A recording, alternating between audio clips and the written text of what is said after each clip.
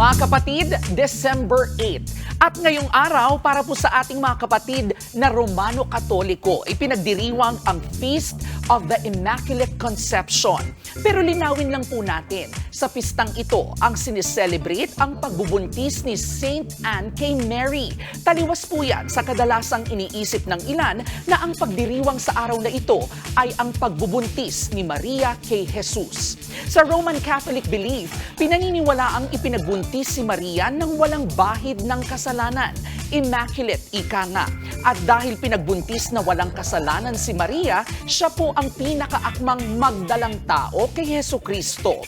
1854, sa deklarasyon noon ni Pope Pius IX, sinimulang ipagdiwang ang pistang ito. Alinsunod po yan sa tinawag na Ineffabilis Deus o iyong mismong doktrina tungkol sa Immaculate Conception. Taong 1942 naman nang ideklara ni Pope Pius XII si Mary, the Immaculate Conception, bilang ating principal patroness. Kaya naman, dahil kabilang ang December 8 sa mga holy days of obligations ng mga Katoliko, ginawa po itong special non-working holiday dito sa Pilipinas. Base naman yan sa pinirmahang Republic Act No.